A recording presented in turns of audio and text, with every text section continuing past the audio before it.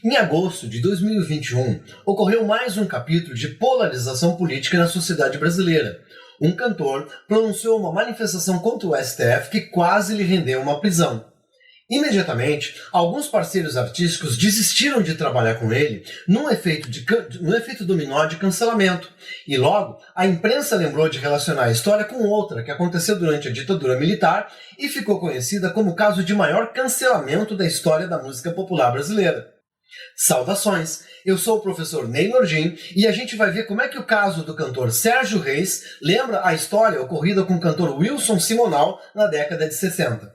Sem dúvida, uma história que jovens e estudantes precisam conhecer e que a sociedade, a memória social, não deve esquecer.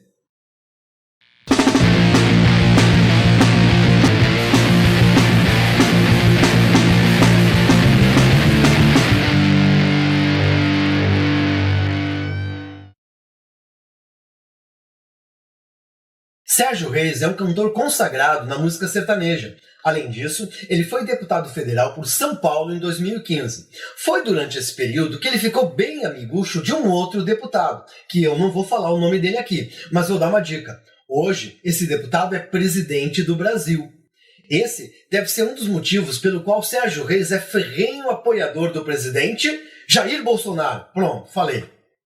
Pois em meados de agosto de 2021, o cantor se empolgou e deu uma cartada em que colocou em risco a sua própria reputação.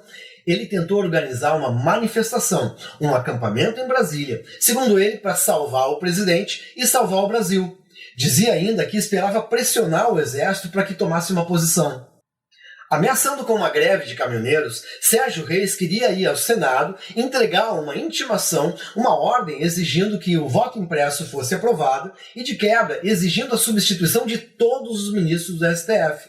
Por enquanto era só isso. Ele também daria um prazo, gentilmente, de 72 horas para que os senadores acatassem a ordem. Ele falava em invadir e quebrar tudo.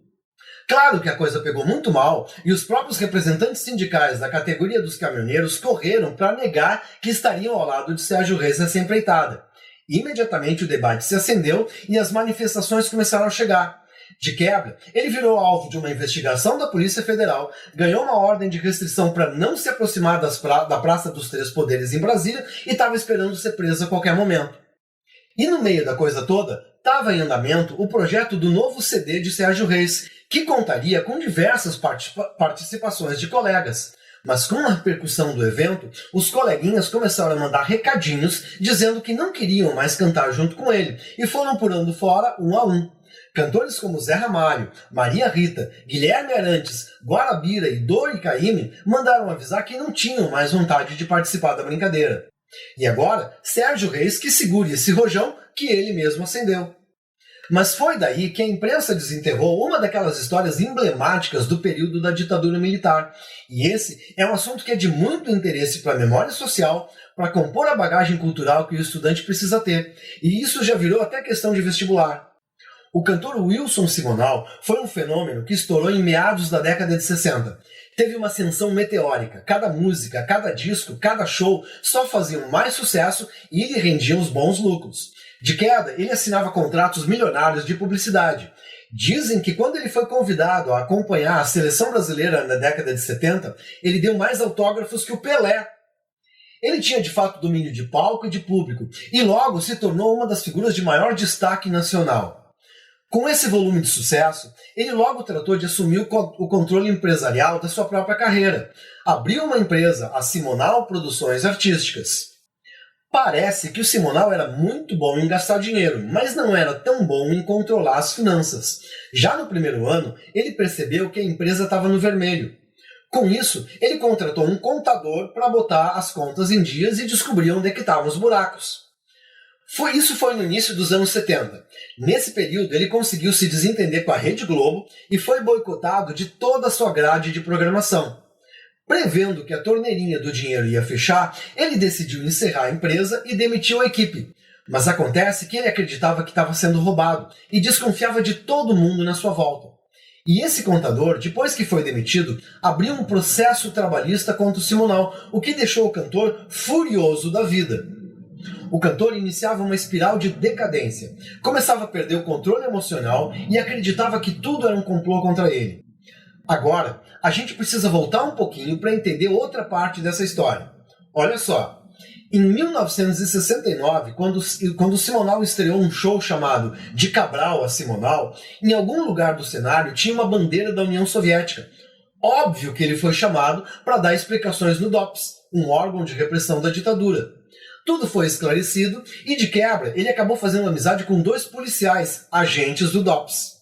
Voltando agora para a história, Simonal pediu um favorzinho para esses agentes, coisa pouca, que eles dessem um aperto naquele contador para ele confessar que havia dado um desfalque na Simonal Produções. Só que os 2 amiguinhos se empolgaram e acabaram torturando o contador. Ameaçaram sua família e fizeram ele assinar uma declaração de culpa. O cara ficou 20 horas nas mãos dos agentes e, nesse meio tempo, sua esposa foi à polícia, deu parte do seu desaparecimento e contou a história dos agentes que bateram na sua porta e ainda falou que eles estavam dirigindo o carro do Wilson Simonal. Bom, quando perguntaram ao cantor o que é que os agentes estavam fazendo com o carro dele, ele falou que era colaborador do DOPS e que eventualmente emprestava o veículo para o órgão fazer diligências. Para piorar, Simonal assinou uma declaração dizendo isso. Para encurtar a história, a coisa foi para o ventilador e espalhou um mau cheiro para tudo que é lado.